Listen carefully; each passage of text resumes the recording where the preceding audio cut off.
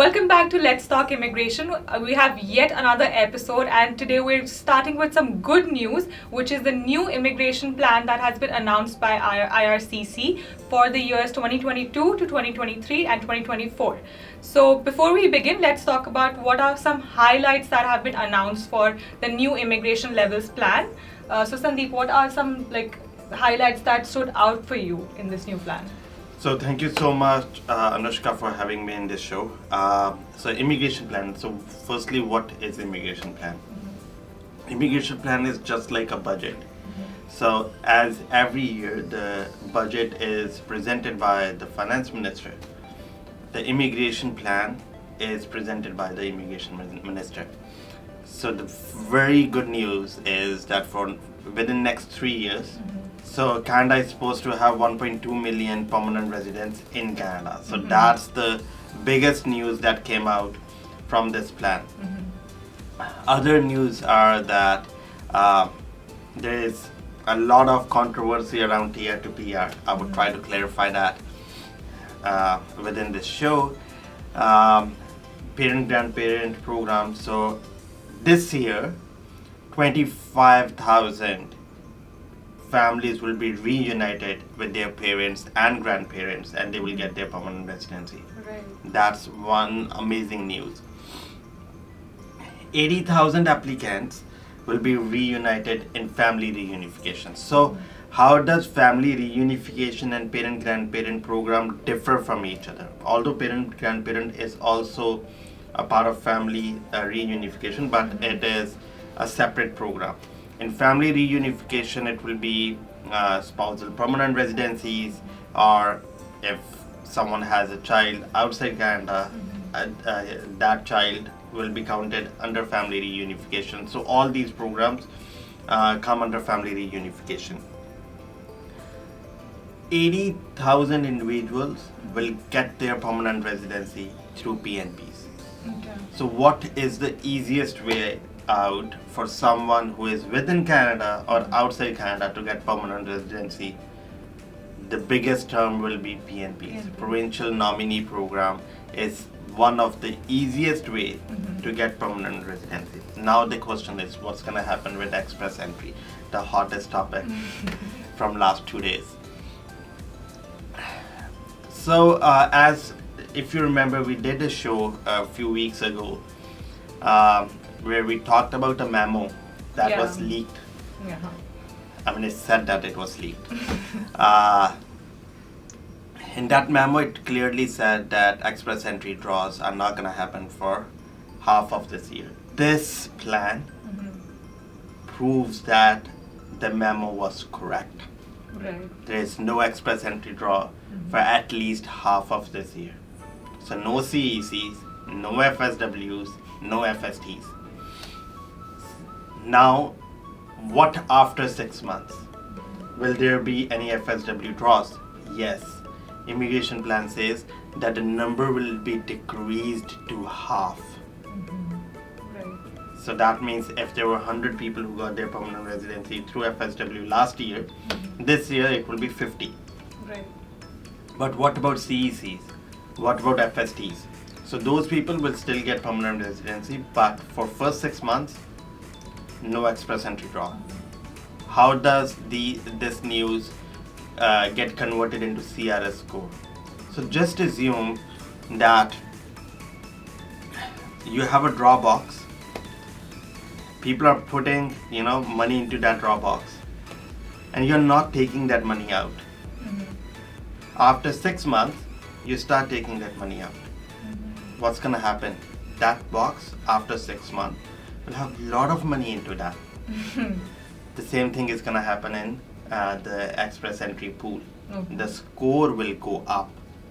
I expect score to be close to 500 when first draw comes in, and the draw will not go down from 470. So the lowest score that we'll see this year will be 470. Okay. So this is one thing that our friends needs to keep in mind. Now talking about TR to PR. I think we were the first one. Brampton Immigration Consultancy was the first one, because when this news came out, there were many consultants who said, that 40,000 individuals are gonna get permanent residency through TR to PR this year, so TR to PR is coming back.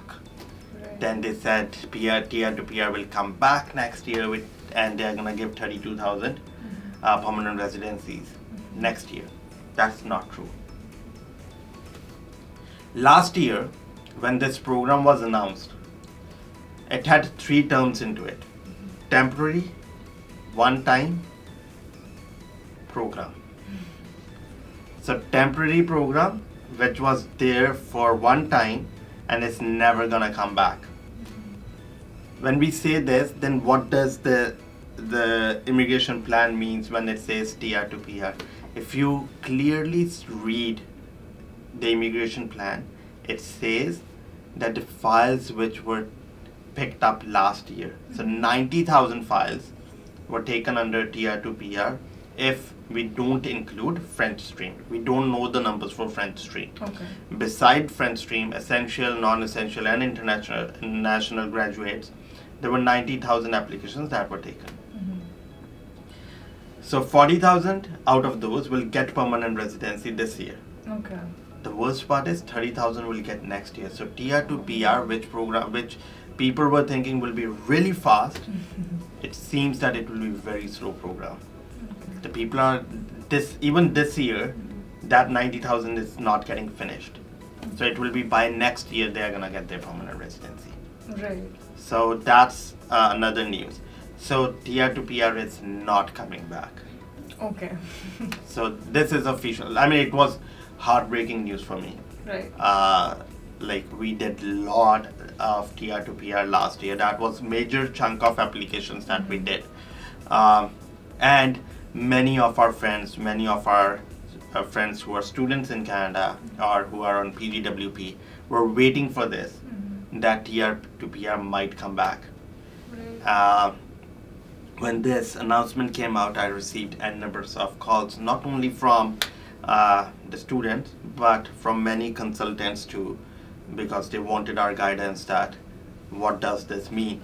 And when I explained them that immigration plan are the numbers, it's not the number that what program is gonna come.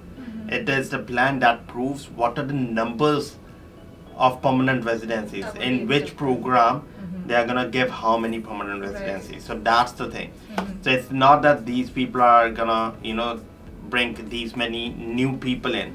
When we know this, that there is a backlog of 1.8 million, approximately 2 million people. Frankly, a person with good IQ would say that why do they need express entry draws anymore, or even CECs? Because 2 million is a huge number, just to cover 400,000 people. So, and if you see under express entry, I think the numbers are not that large. It's 60,000 individuals who are gonna get permanent residency through express entry or FSWCs or FSTs. Right. So why do they need to have even draws after 6 months? I will not be surprised if there is not even a single draw this year. Oh, okay. Because there is no need to have those draws. They have already, achieved that target. Out of 2 million people, there will be around 50-60,000 people who are under express entry. The files are still under process, but they haven't received their permanent residencies, right? So I personally feel that yes, it's a good plan. The only good part of the plan that I think there is, the only good news that I feel is that 1.2 or 1.3 million individuals are going to get their permanent residencies, parent-grandparent program 25,000, family reunification 80,000, around 80,000 PNPs. That's it. Right. Out of, beside this, there is nothing much to, find from this. Okay. There's nothing much that we can conclude. Although 1.2 or 1.3, I don't remember the exact number, but it's a huge number for next 3 years.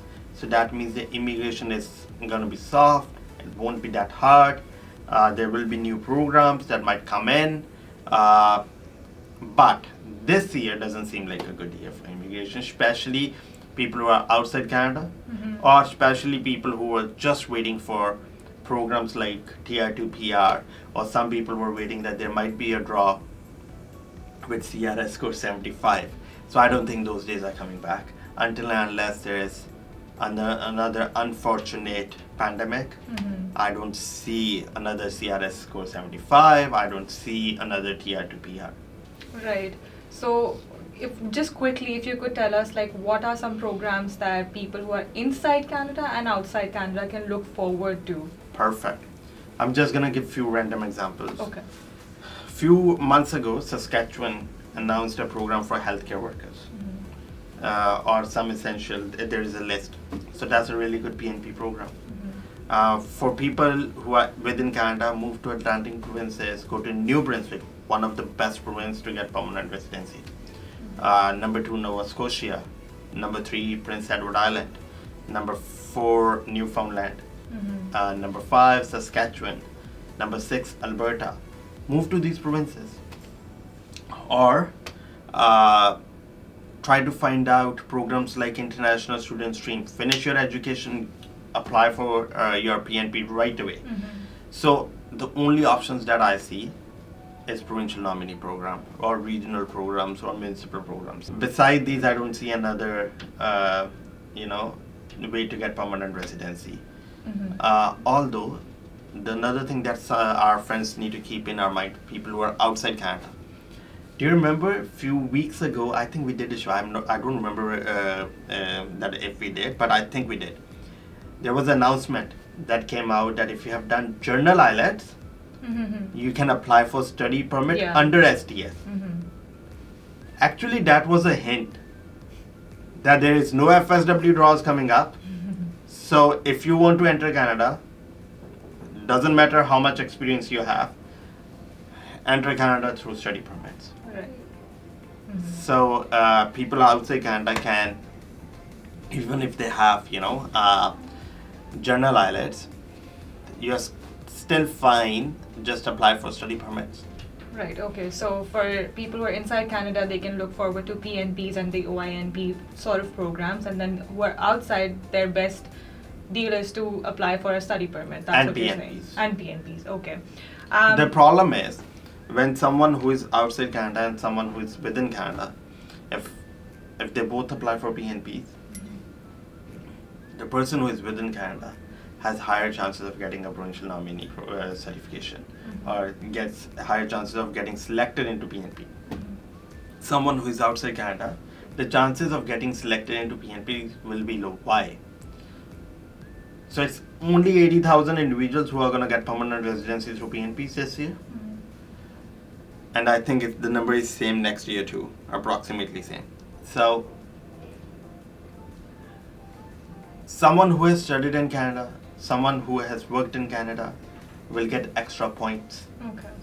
Whereas someone who is outside Canada will get less points as comparative to a person who is within Canada. Right. So that's why I feel that most of these PNPs will be filled by the students who are already studying in Canada. So I don't know if you have seen a few debates that happened in Parliament last week before this plan came out. The debates were very interesting actually. Few of the Conservative MPs raised concerns about the mismanagement of the Liberal government on these immigration policies, just because there was a backlog of around 2 million applications. So I personally feel that they have increased the number from, I think, 411 to 432 or 431, somewhere there. So around 20,000 files have been increased. 15 to 20,000 files have been increased this year. I think if the dispute wasn't that big in the parliament, the numbers might have been far, far big. Okay. Because to cover the backlog, they need bigger numbers. And the another factor is that within the next few years, half of the Canadian or major chunk of the Canadian population is expected to retire. So they need manpower. So to get that manpower, the only way is immigration. So those numbers should have been increased, but I think due to the mismanagement or due to the backlogs, they could only increase around 25,000 applications this year. Right. Thank you so much, Sandeep. So before we wrap up, I just want to remind everyone that from 411,000, now we're up to 432,000 permanent residency applications that are being accepted. And another good news was that express entry admissions that were cut by half for this year will return back to normal or are expected to return back to normal by 2024. So don't lose hope. Good luck to everyone who has applied and who wishes to come to Canada. Thank you so much for watching. We'll be back with another episode.